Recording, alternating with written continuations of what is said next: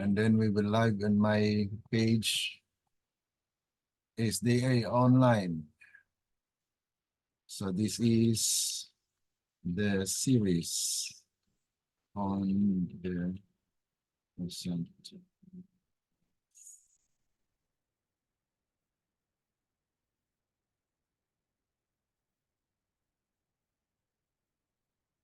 Okay, so we will start.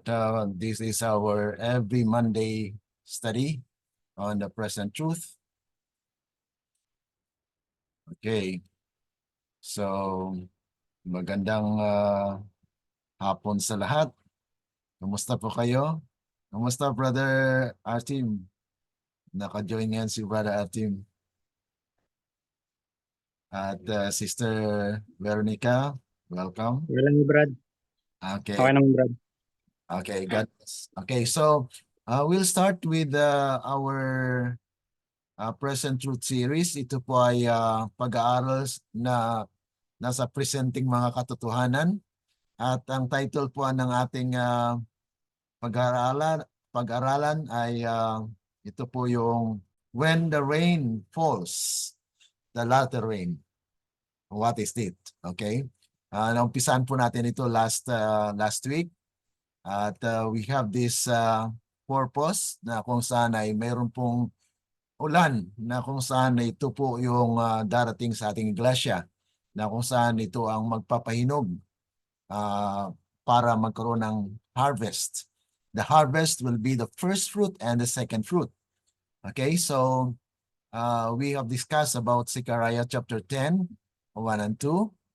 Okay, and then we discussed also what is the latter rain.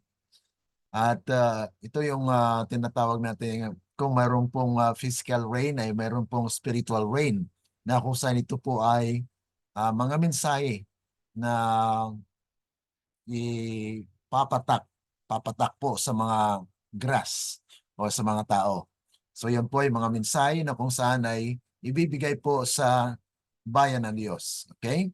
At there is a message to revive the church. At alam po natin yung ating church ay mayroon pong, yes, nandito na tayo sa church natin. We accept the three angels' messages.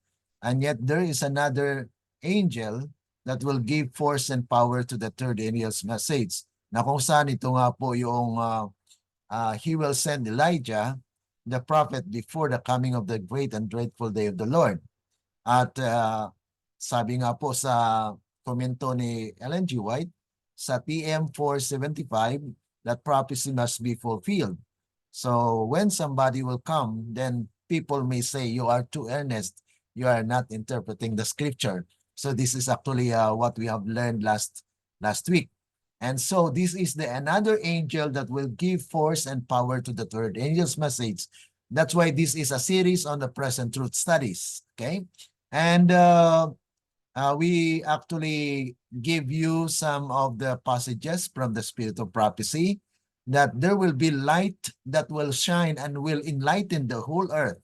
Na kung saan ito po yung during the loud cry na kung saan ay nais ng Panginoon na we will have the message for the world na mangyari po yan after na malinisan po at ma-purify po ang ating iglesia bilang Seventh-day Adventist.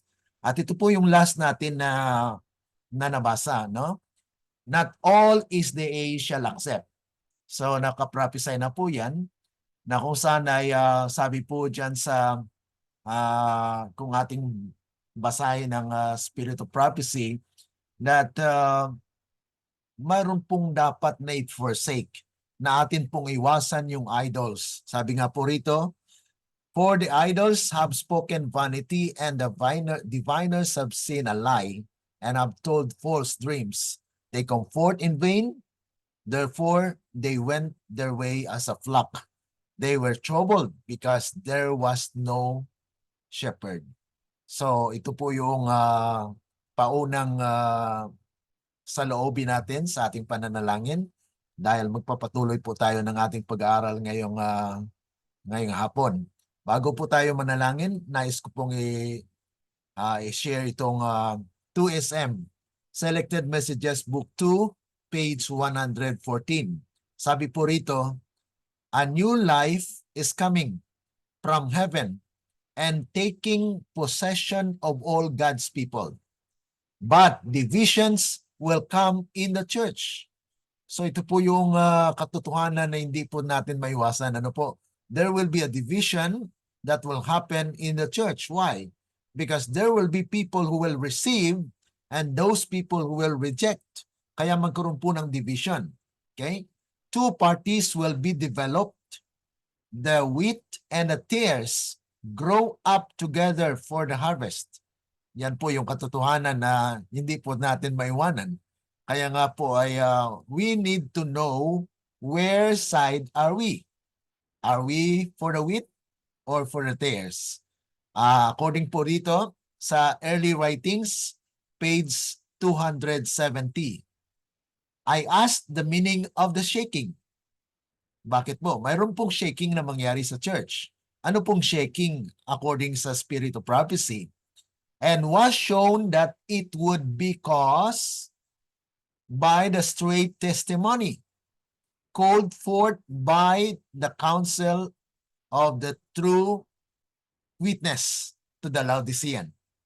This will have its effect upon the heart of the receiver and will lead him to exalt the standard and pour forth the straight truth. Some will not bear this straight testimony. They will rise up against it, and this is what will cause a shaking among God's people. Kaya ito ay katotohanan na mangyari po na pag mag-present tayo ng katotohanan, straight testimony. Ibig sabihin, walang paligoy-ligoy. Straight. Wala pong pasubali o walang takot na sasabihin. Ibig sabihin, there is a presentation of the truth that will cause na siya po ang maging dahilan kung bakit kalabanin yung katotohanan. Ibig sabihin, mayroon pong mag-oppose. Mayroong hindi tatanggap ng mensahe. Kaya yun po ang maging ating saloobin sa ating pag-aaral ngayon. At hilingin po natin sa Panginoon na hindi tayo kabilang doon. Na when the truth will come to the church, we will be those people who will have an effect in our hearts na may epekto po sa ating puso. Bakit po? Hinahanap-hanap natin na kung sana'y hanapin natin at talagang gusto natin malaman kung ano po yung totoo, kung ano po bang katotohanan na hindi naihayag sa atin. So tayo po ay manikloon sa ating pananalangin. Dakila at mabagin po naming Ama na nasa langit ka, sa hapong ito nais namin na pagkaloob sa inyo ang aming buhay. Alam namin, Panginoon, na nais po ninyo ang inyong iglesia ay malinis.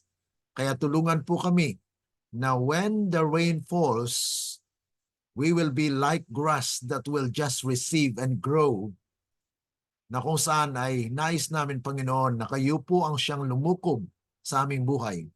Na kayo po ang siyang manahan. Kayo po ang mamamayani. At nais po namin, Panginoon, na kami po ay maging instrumento ninyo para sa aming kapwa, sa aming mga kapatid, mga relatives, mga kaibigan, na kami nawa ay maging daluyan po ng pagpapala sa pamagitan po ng katotohanan na aming matatanggap po mula sa inyo. Salamat sa pagtugon sa aming samutiling.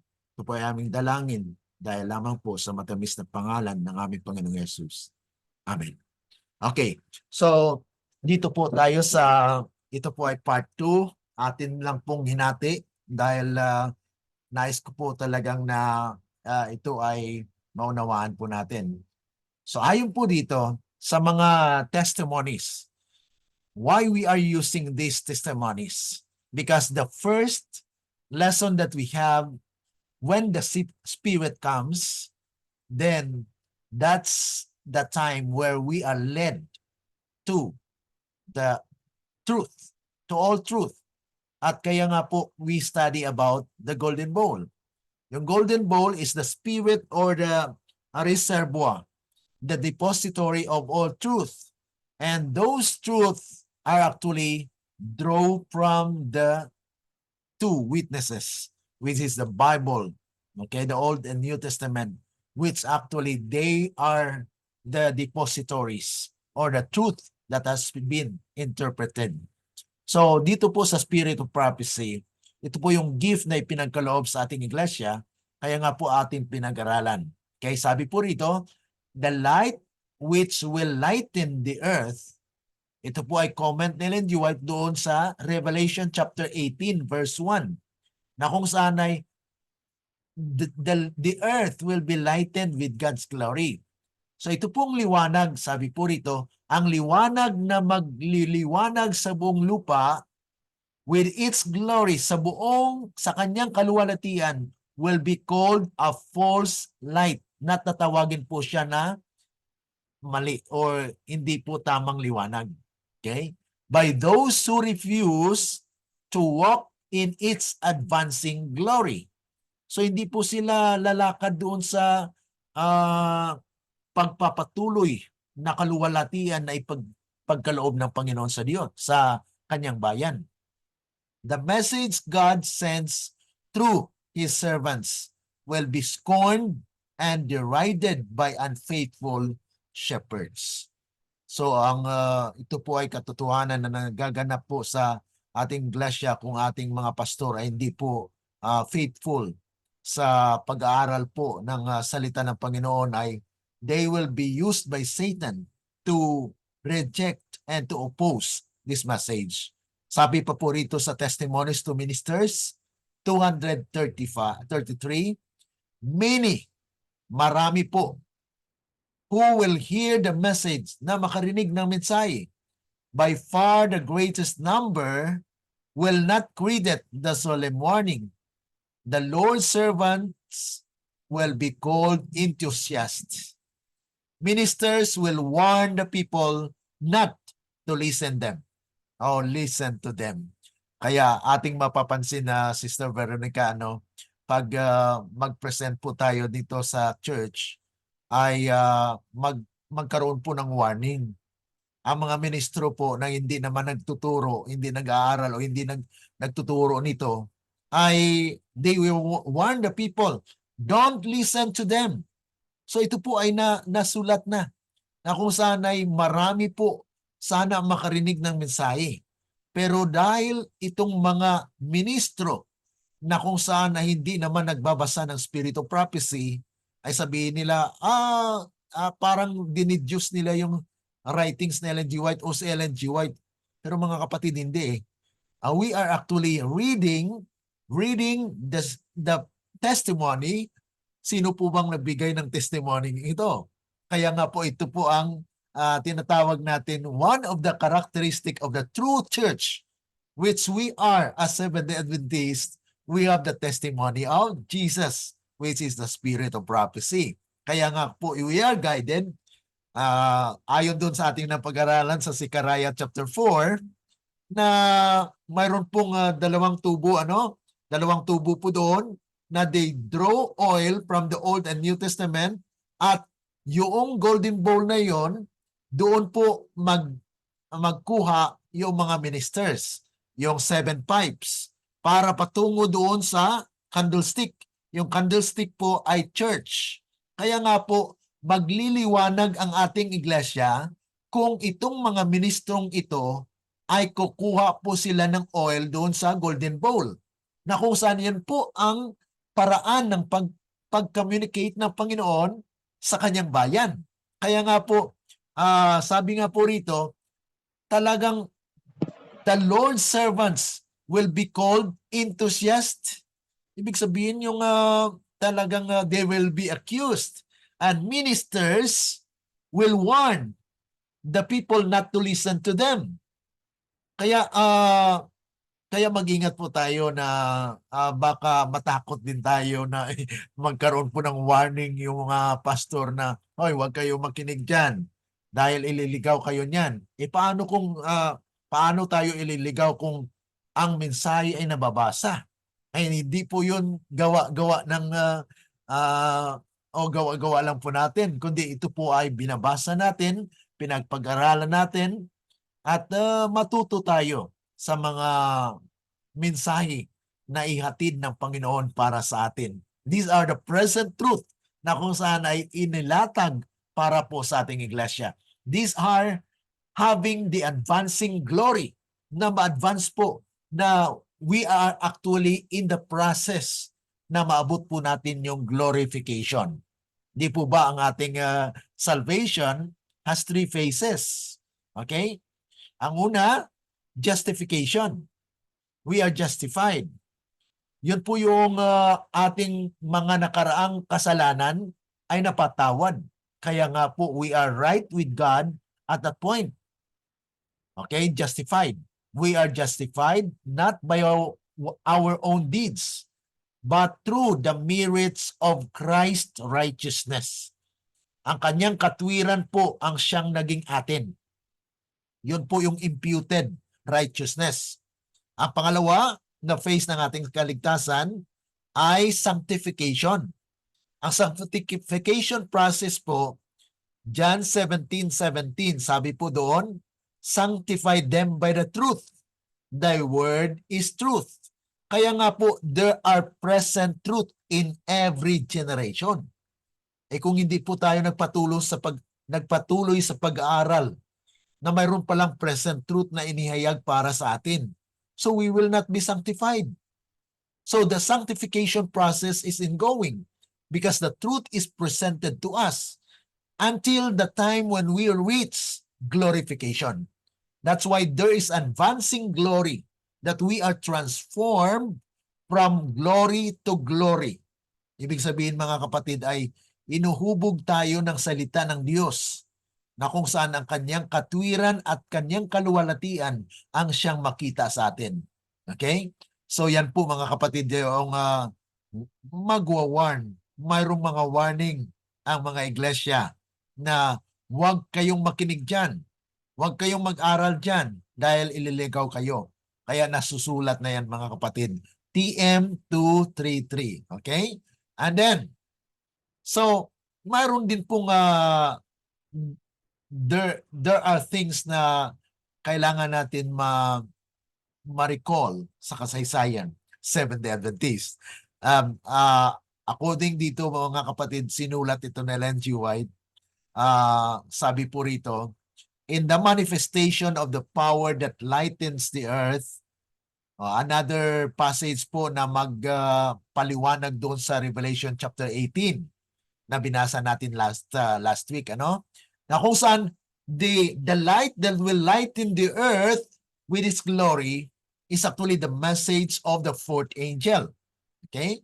Na kung saan it will lighten the earth with his glory. They will see only something which in their blindness they will think dangerous. Ito po ay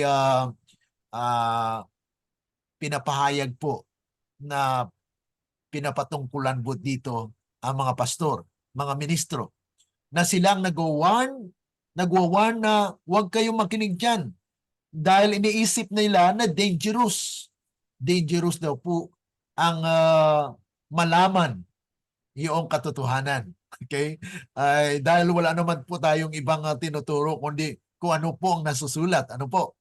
At saka kaya nga po sabi rito, something which will arouse their fears and they will brace themselves to resist it. So ito po yung ginagawa ng mga pastor. Ngayon, ayaw nilang marinig ng tao yung mensaheng ito, yung present truth. Na kung saan hanlangan po nila yan because they think that it's dangerous. Pero ang katotohanan po dyan ay ang bayan ng Diyos ay mamulat. Sabi naman po ng Isaiah, awake, awake, O Zion. Dapat po tayo ay magising. Kaya sabi rito, because the Lord does not work according to their expectations, an ideal. They will oppose the work. Why they say, should we not know the Spirit of God when we have been in the work so many years? Ito po yung sasabihin nila. Eh, ang tagal na yung Seventh-day Adventist, nandito na, tumayo na tayo. We are already founded. We are already rich. Ito po ang katulad lang po yun doon sa sinabi sa Revelation chapter 3, no? Na we are rich and we need nothing. Dahil matagal na kami dyan, matagal na kami bilang Seventh-day Adventist.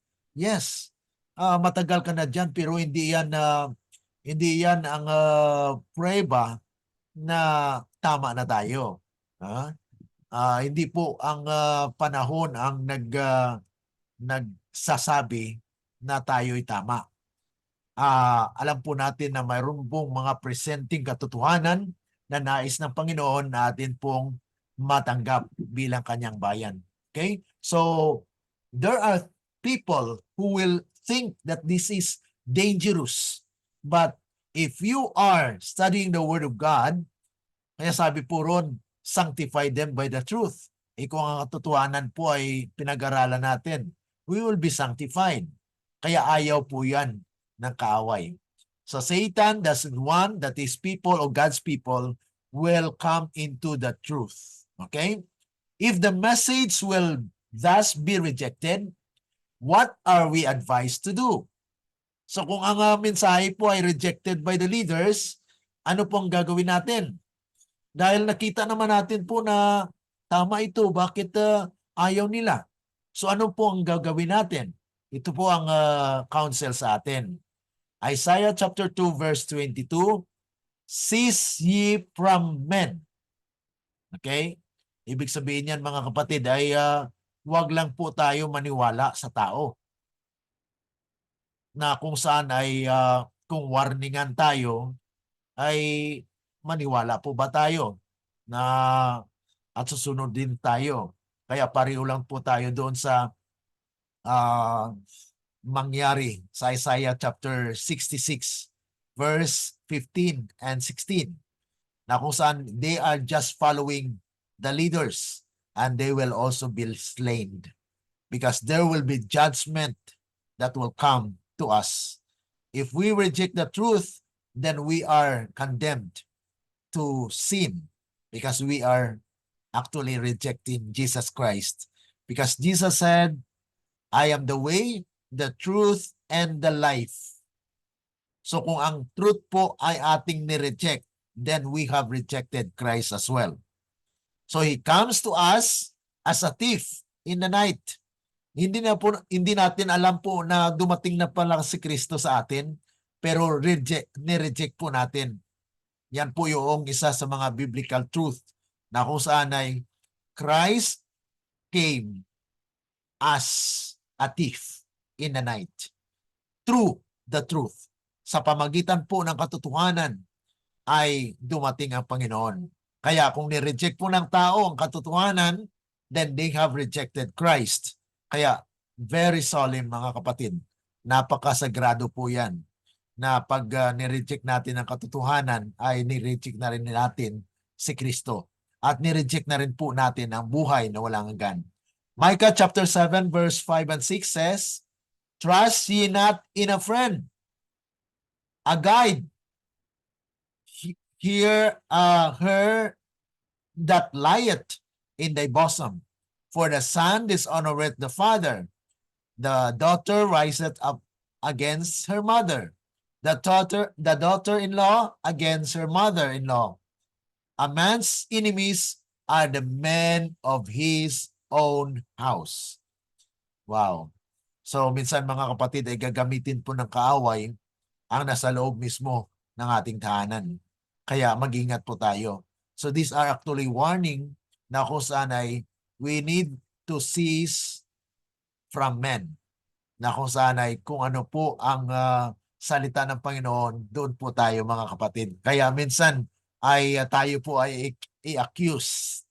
Accuse po tayo na offshoot or whatever men may say because we are just following what are the truth.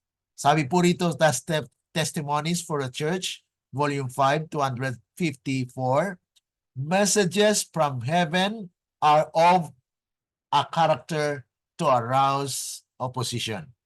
Bakit po mga kapatid? Bakit kaya it aroused opposition? Bakit marami ang nag-oppose? So sabi po rito, ang kasagutan dyan, Testimonies for a Church Volume 3, 255. Ano pong sabi? Satan has ability to suggest doubts and to devise objections to the pointed testimony that God sends. So ang Diablo po, ang kaaway, Satanas po ay may ability na mag-suggest po siya ng hindi pagtiwala or doubt. Yung talagang double-minded ka na parang mag-isip ka, tama ba ito? So you put yourself in a trap of Satan. And to devise objections. Na mayroong mga objection, hindi yan tama. Ito yung tama. So there are objections na makreate po ng tao na kung saan ay katulad niyan sa mga writings ni Ellen G. White, applicable lang yan sa time ng Old Testament. Ngayon ay iba na tayo. So mga objections. God does not propose to remove all occasions of unbelief. He gives evidence. So basihan natin ang katotohanan mga kapatid sa mga ebidensya na kung nababasa naman, bakit hindi tayo maniwala? At kung yan po ay truth, then stand for it. Sabi nga po rito, He gives evidence which must be carefully investigated with a humble mind and a teachable spirit. And all should decide from the weight of evidence. Kaya dapat po ay mag-decide tayo sa bigat ng ebidensya. Kung nababasa at yan po ay aral ng Biblia, bakit hindi natin tanggapin? So this is actually a challenge to each one of us na kung ang katotohanan ay present po sa atin, ay hindi po tayo magtalikod sa kung ano ang katotohanan. Because there are people who, after hearing the truth, people will say against them and they are afraid. Tatalikod na po sila dahil ayaw nila na sabihan ng masasamang mga salita. Ayaw nilang i-reject ng kanilang kaibigan. Dahil pag nandito po tayo sa katotohanan, ay ang kaibigan po natin na mananatili sa darkness ay hindi po maging kaibigan natin. Ibig sabihin mga kapatid, they will also reject us as a friend.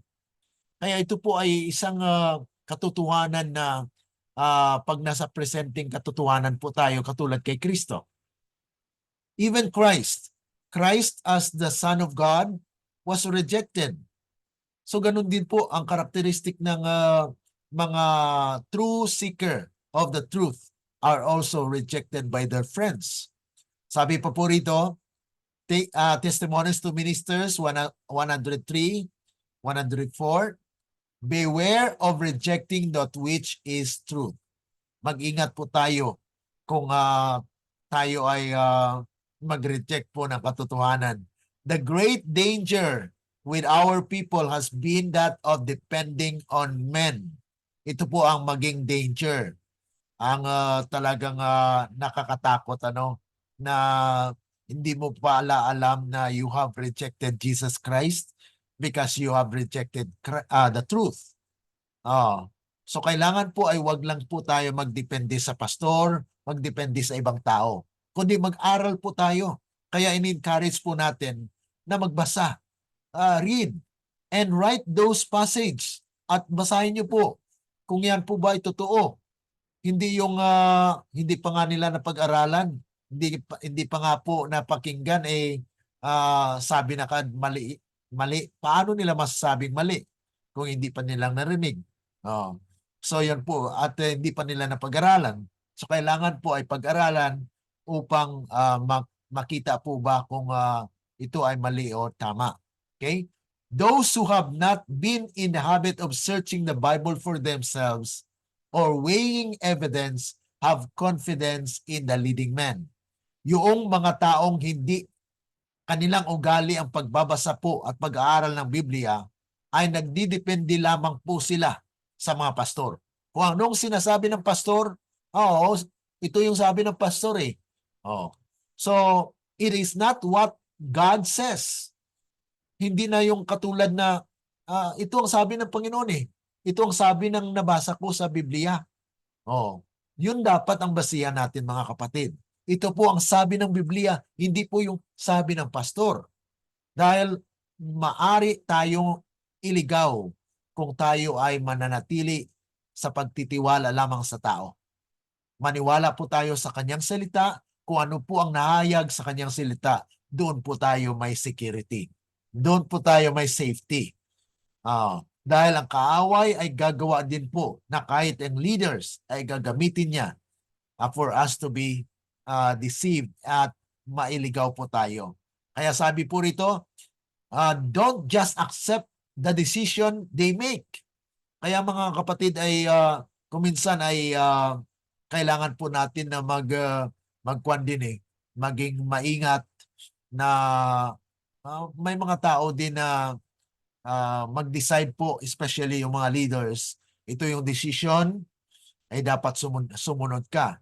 Kung mali yung pinapasunod, susunod ka ba? So yan po yung dapat natin matingnan. Kung tama po ba yung mga prinsipyo na yan, kung tama po ba ang sinusundan natin, maging alert po tayo na yan po ang kinakailangan sa mga taong mature na kung saan ay they know what they believe and they stand on their belief.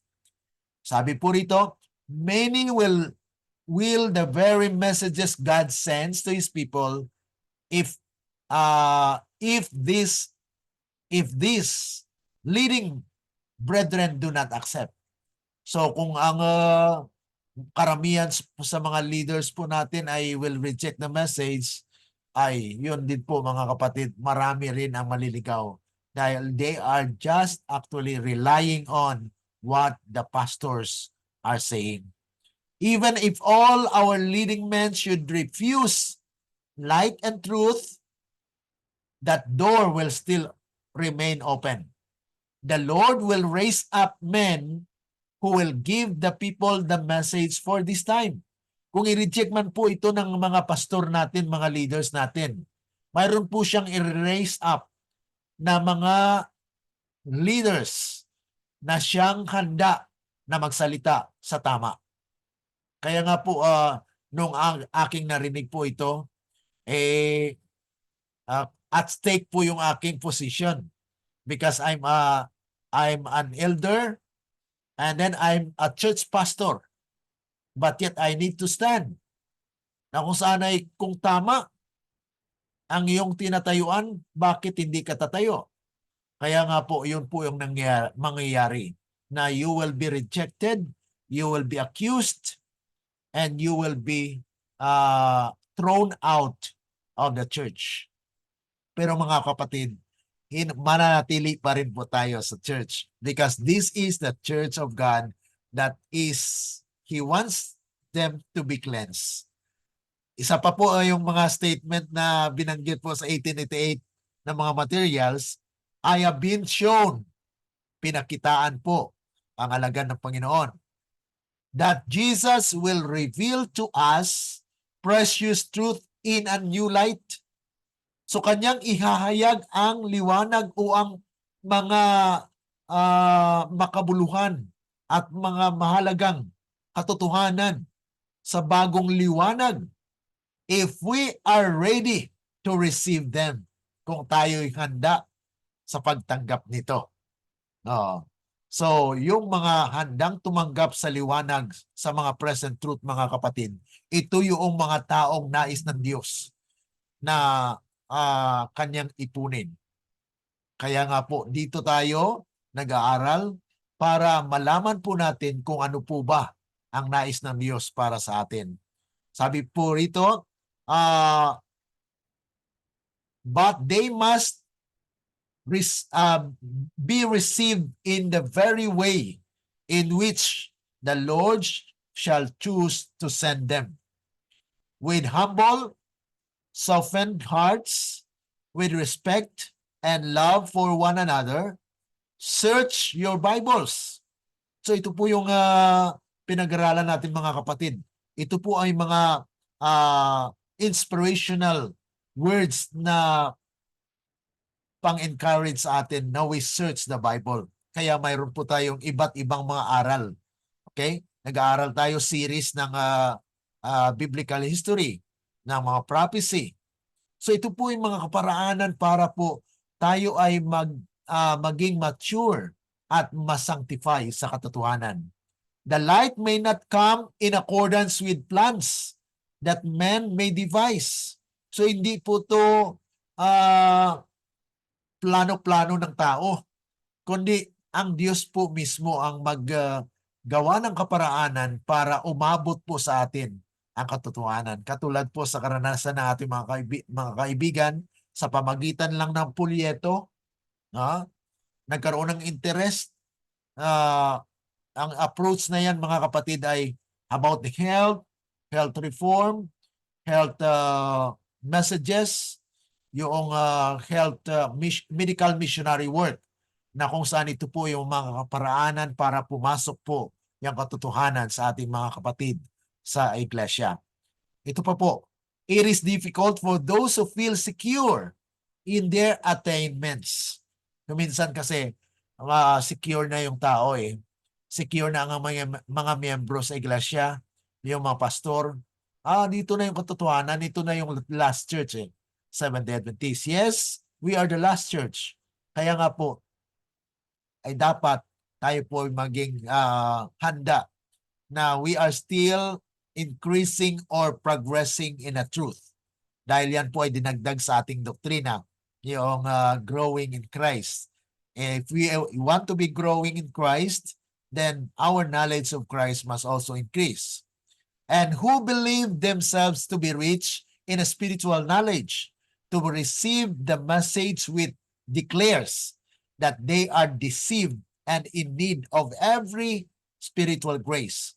The unsanctified heart is deceitful above all things and spiritually wicked. Yan po ang kalagayan ng tao. Ng ating puso po ay talagang deceitful. Deceitful above all things, na ito ay makapaglinlang dahil yon po ay likas ng tao na mayroon pong sariling isipan, sariling ginagawa, sariling righteousness, ay hindi po katanggap-tanggap sa Panginoon po yan. So, in these last days, nais ng Panginoon na yung mga tao lamang na handa, those who are willing to receive the truth, the present truth that is actually ringing in every churches right now. Alam po natin mga kapatid that God is actually sending the message to our church. Sabi po rito sa Review and Herald, October 22, 1890, paragraph 3, it is not God that puts the blinder before the eyes of men or makes their eyes hard. Kasi kung minsan mga kapatid, yung umaakay sa atin, o nag-aakay sa atin, palapit kay Kristo, ay bulag. Paano po yan? Malalaman niya na inaakay tayo patungo kay Kristo. Hindi rin siya nakakita. So kailangan po open eyes, na kung saan ay open din po tayo sa mga katotohanan na dumarating sa atin. Because we may be deceived. Kaya doon sa Revelation chapter 3, now we are in a condition, Laodicean church. Laodicean church is in a situation where they feel they are rich, but yet they are wretched. They are miserable. Kulang pa. Ibig sabihin mga kapatid, there are truths that we need to receive from the Lord. Kaya nga po pinag-aralan natin ito, ang mga prophecy. So these are actually the foundation na bakit tayo nag-aaral. Because God wants that we need to learn from the scripture so that we will be sanctified. It is the light which God sends to His people to correct their errors to lead them in safe path, but which they refuse to accept. It is this that blinds their minds and hardens their hearts. Kaya mga kapatid, ito po yung nagbubulag or nabulagan kasi ang tao, ayaw nilang tumanggap ng katotohanan. Katulad po sa mga napag-aralan po natin sa prophecy, yung Daniel chapter 2. Yung Daniel chapter 2, isa sa mga malaking discussion sa church. Dahil we believe that the stone is the second coming of Christ. So how can we preach and change that paradigm or yung isipan natin? Dahil for longest years of our being a Seventh-day Adventist, we believe that the stone in Daniel 2 is second coming. And the present truth that brings us to the right understanding of Daniel 2 has come. Na yung stone is actually cut out of the mountain. And cut out of the mountain ay paano mangyari yon? Kung si Kristo po yon. Na sinasabi po roon, yung cut out na word doon sa Greek is gizar. Gizar means to quarry. Ibig sabihin po ba, si Kristo ay quarry din? Ibig sabihin, sinapsapsapan siya. It could not be. That's why we need to learn more na dapat maunawaan natin na yung stone cut out of the mountain, ibig sabihin, bahagi po siya ng mountain. And mountain in literal sense are two kinds of stones. Mayroon diyang dead stones and living stones.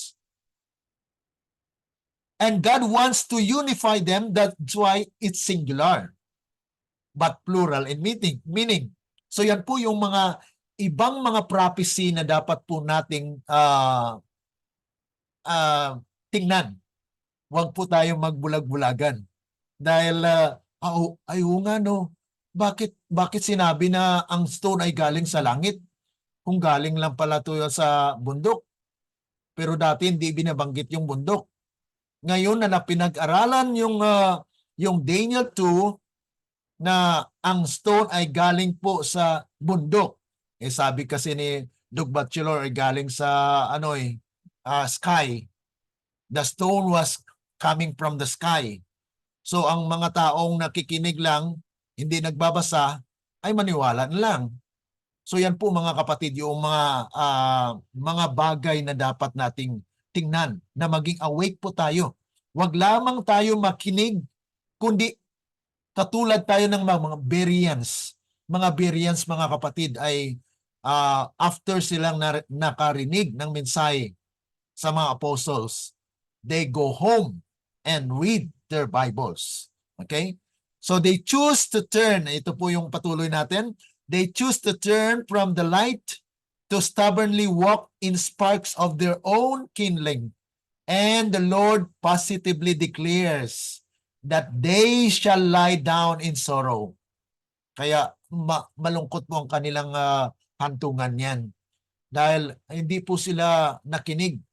They are just continuing on what they want. Hindi po sila nagbago, hindi sila nagpatuloy na mag-aral po. When one ray of light which the Lord sends is not acknowledged, there is a partial benumbing of the spiritual perception. Kung mayroon isa lang katotohanan, mga kapatid, na hindi natanggap, ano pong mangyari? It will benumb, maging, parang hindi na makaramdam. Benumb. Hindi na makapal na siguro, hindi na makatanggap. No? Yan po ang sinasabi po rito. And the second revealing of light is less clearly discerned. At kung darating ang mga liwanag na ito muli, ay hindi na po. Ibig sabihin ay maging light na sa kanya. Hindi na siya maiisip niya na hindi talaga totoo ito. So, lalayo. At yan po ang maging dahilan kung bakit mawawala at hindi na po siya maging representante ng Panginoon. And so darkness will constantly increase until it is night to the soul. Christ said, how great is that darkness? Gaano kadilim, kalaki iyang kadiliman kung ang tao ay mag-reject po ng katotohanan.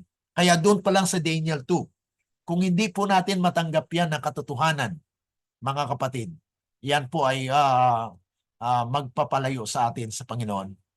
Isang katotohanan na hindi natin natanggap, ayan po ay magpapalayo sa atin sa Diyos. Because the present truth is the one that actually sanctifies us. It will cleanse us. It will seal us into that right path. If you wait for light to come in a way that will please everyone, kung hintayin po natin na ang liwanag ay darating sa kaparaanan na matanggap ng lahat, ay hindi po darating yan. Sabi rito, you will wait in vain. Ibig sabihin mga kapatid, it will really arise opposition. Kaya mga kapatid, huwag kayong magtataka. Kung mag-present kayo ng message na to, kung ay sasabihin nyo sa iba ito, ay you will experience rejection. You will also experience rejection, mga kapatid. Kahit na nakita natin na klaro. Sa atin, klarong-klaro. Pero para sa mga taong nasa darkness, para sa kanila ay madilim. Hindi sila makakita. Kaya nga po ipanalangin natin kung sino yung mga taong nasa liwanag para madali na kanilang ma-receive yung liwanag na ito. If you wait for louder calls or better opportunities, the light will be withdrawn and you will be left in darkness. Grasp every ray of light that God sends.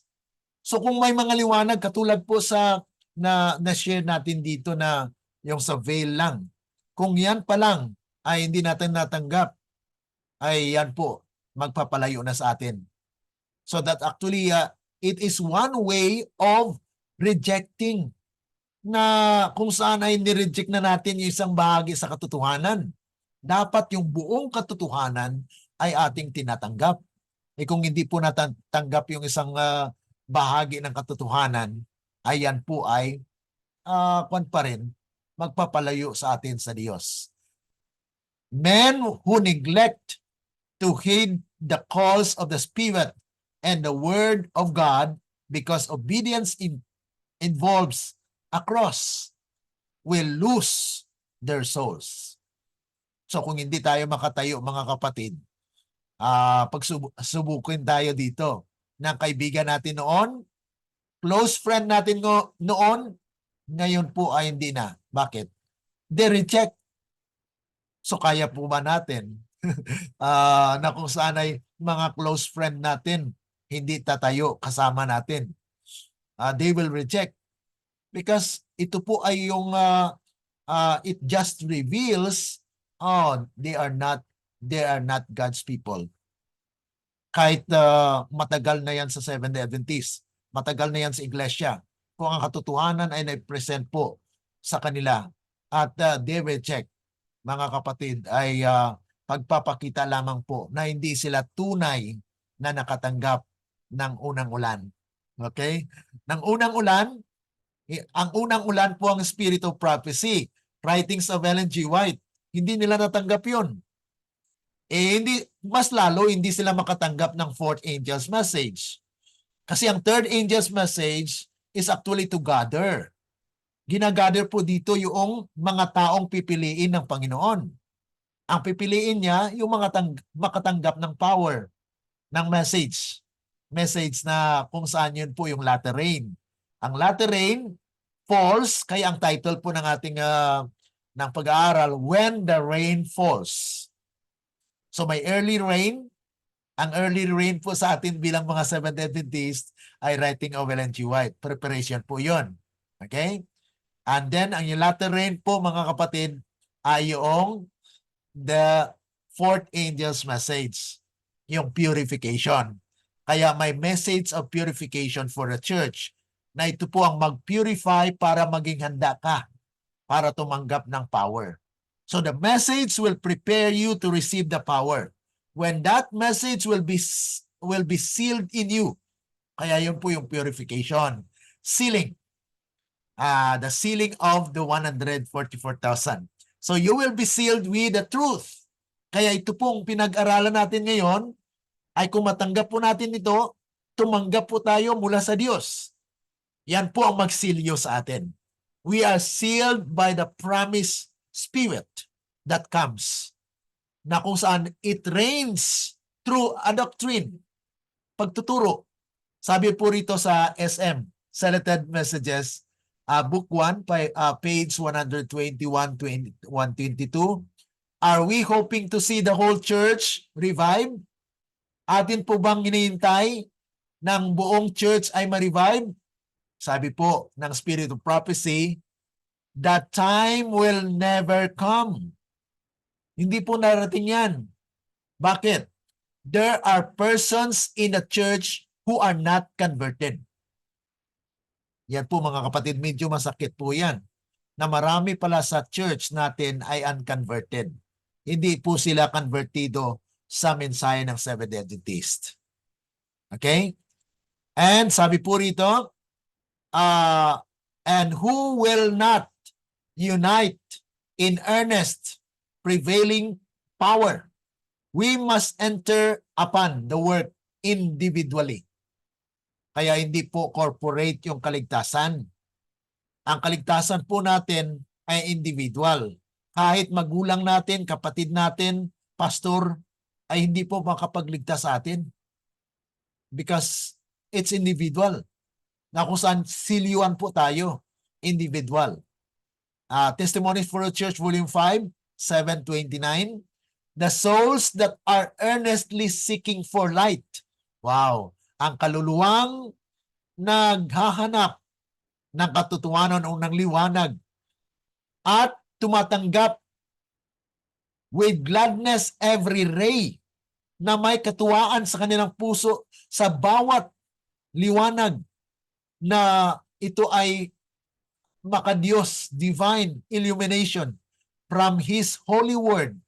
To such alone light will be given. Doon lang pala ibibigay yon sa mga tumatanggap.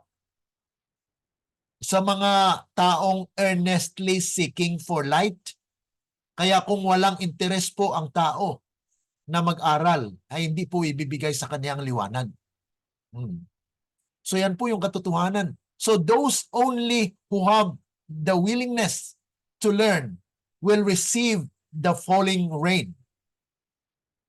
Yung darating fall, pagbuhos ng ulan.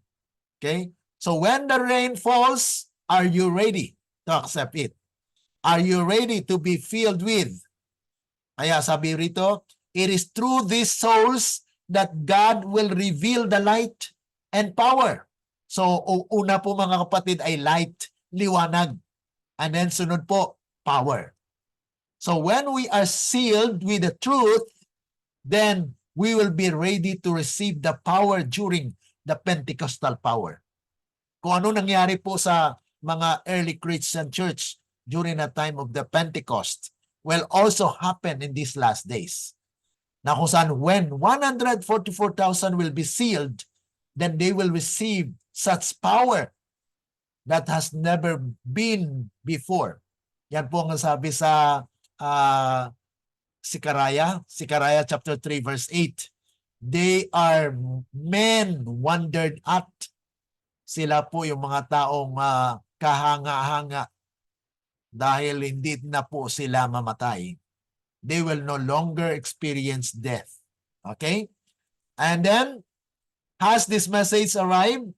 Ang mensahe po ba ay dumating na? Sabi po rito sa SM, Selected Messages Book 1, 192, 1890. I have no specific time of which to speak. So sa time ng 1890, wala pa siyang specific time. When the mighty, kung kailan darating yung mighty angel, will come down from heaven and unite with the third angel. So wala pa po siyang statement patungkol po dyan. Pero noong 1896, but later in 1896, Ellen G. White wrote, ito po yung sinabi niya, TM 91-92, the Lord in His great mercy sent most precious message to His people through elders Wagoner and Jones. It presented justification through faith in the surety. It invited the people to receive the righteousness of Christ. So, noong 1888, okay, yun po yung tinutukoy ni Ellen G. White na dumating. Na yung dumating itong fourth angel that will unite with the third angel's message, na kung saan ito po yung invitasyon para makatanggap ng katwiran ni Kristo na hindi na sila mamatay. Pero mga kapatid, anong nangyari noong 1888? Yun po ay it was rejected. Okay? Kung na-reject po yan, babalik po ba yan? Yan po ang ating pag-aralan next week, no? When the rain falls, na ni-reject po. It was rejected by our church at that time. 1888, ni-reject po yan. So, ito po yung mensahe ni Jones sa 80, Alonzo, kwan po yan, Alonzo T. Jones. Siya po ay isa sa mga nagdala ng mensahe noong 1888 na kung saan ay nireject po yan ng church. Si Wagoner, kasama na po, sabi nga po rito na dinala po nila ang justification through faith in the surety.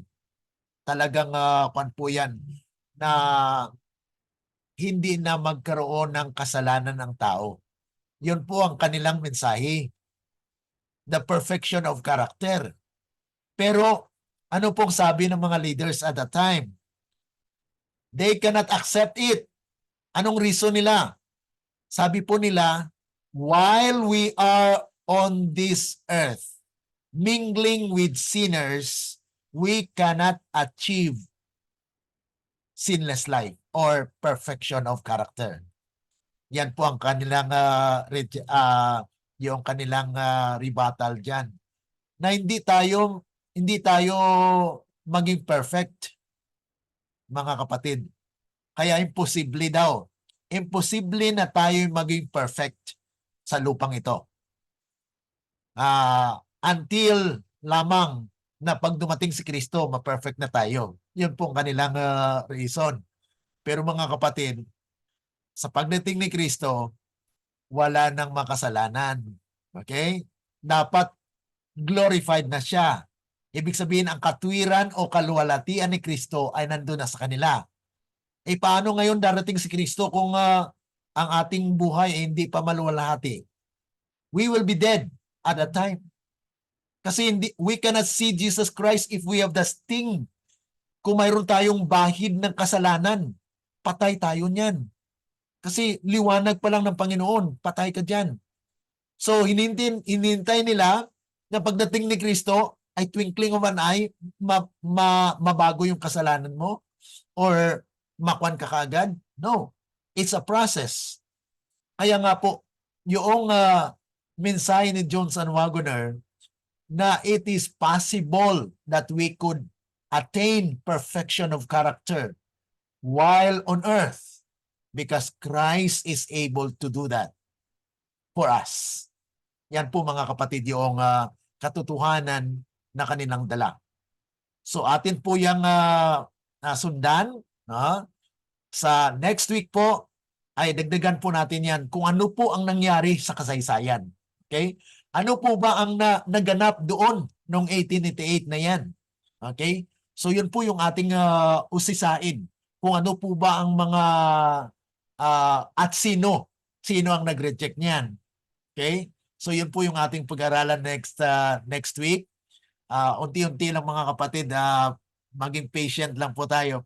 Pasensya lang po tayo sa ating mabagal pero sigurado pong mga pag-aaral na kung saan ay atin pong binabaybay kung ano po ang mga nangyari at ano po ang mga mensahe na dinala ng ating Panginoon, hinatid niya para sa atin na we are actually dealing with the historical event that happens in a Seventh-day Adventist, na kung saan ang Panginoon ay nagpadala ng mensahe, the fourth angel's message, but it was rejected. Okay, so yun pong nangyari. So atin pong yung balikan at atin pong ipagpatuloy next week. Okay? So I hope that you have this introduction para doon sa mga pangyayaring yon, mga kapatid, because we are just studying for 1 hour. Medyo mahaba nga po ito, pero I think this is one way where we can learn more of to strengthen us, mga kapatid, para maging handa po tayo na sumalubong sa mga hamon sa ating iglesia, kasi you will be experiencing rejection as well if you are not founded in the prophecy na nandiyan na pala yan, na we will be rejected because we are standing for the truth. Okay, any comment po? Any reaction? Brother Glenn, Yes po.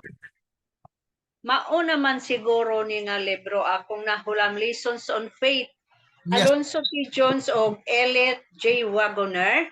yes po. Yes po. Ihulam ko lang ni, dili unta ipahulam, ingon ko, hulghugman lang, ako lang iuli mahuman og basa. Unsa man ni siya, mao ni siya ang kuan nga gi-reject. Yes po, yes po. Yan po ay mga mensahe na ni-reject po noong 1888 at bumalik po yan ating pag-aralan na next week kung paano bumalik ito. Nakasulat Okay, okay. pa yun.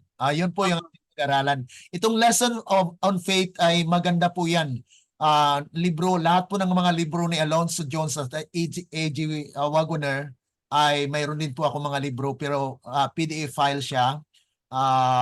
Maganda po siyang mga basahin because this is actually the foundation of righteousness of Christ, na it is possible that we can have perfection of character, mga kapatid, sa pamagitan ni Kristo, hindi sa ating lakas. Tapos naalang ko'y pangutana ba, nahitabo naman good sa una pa nga, ning decide ko, ako manggod, dili ko basta-basta mo desisyon, labi na kon kuan na kayo kay, dili ko gusto og kanang, kauno lang na ako akong gisulti bitaw, gusto na ko barugan, mo to nga, ning decision ko nga, dili na ko muanha sa inyo. Akong anak, akong giingnan kay ning ingon Mariyahang bana nga, dili na ko gusto nga napay mo ani sa balay nga lubo.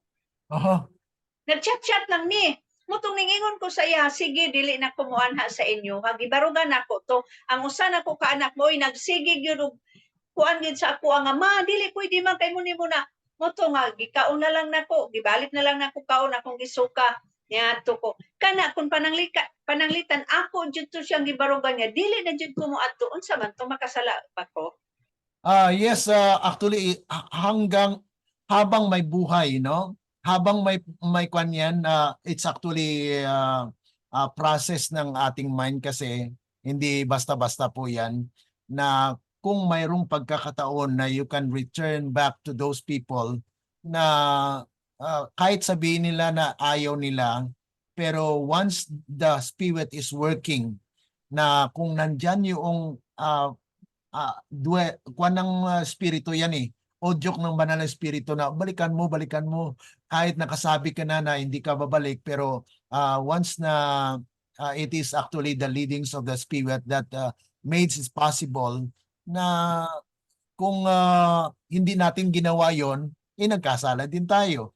Kasi gawain din po natin yan na to really return back to our brethren. Kung mahal po natin sila, then we will really patiently, even the thing na sinabi na nila na ayaw nila, pero nandun pa rin, sige lang, patuloy lang, because ang matigas po na bato ay kwan din, lalambot din. Pag patuloy na ang tubig na mahina lang ay nagfo-fall. Ayan po, sister, patuloy lang. Last na lang ha, last na lang ni ang nakanindot lang, ako lang ning i-share kay sa pagbalik na nako dito later on, niingon na siya nga tinuod jud di ay nga tapukon ang katawhan sa Dios kay gipadamgo daw siya. Oh, see? Dayon. Mangayo lang pud ko nimo brother sa mga supporting text bahin anang unsay sakyan kay ning ingon naman pud ning usa na kong kaanak nga mo rapture man daw mo. Taka-taka. Wala rapture may tabo oy. Siya nga hala, taga ikog supporting text unsay sakyan sa mga tao nga adto dito dadon dito. So mga ilang ko nimo ana brother Okay. I will just send you the passages on that. Kung paano ang Panginoon ay magdadala tipunin niyang kanyang bayan. It is actually God's deliverance na kung saan ay walang tinatawag na rapture. Yung rapture na sinasabi kasi nila, you will be just taken. That is wrong interpretation po yan. So bigyan ko lang po kayo ng mga passages patungkol po dyan sa mga bagay na yan. Okay, thank you po. Ako mangod kay dili ko maayo mo explain. Sige lang po, patuloy lang tayo. Okay, any more mga kapatid kung mayroon kayong reflection po?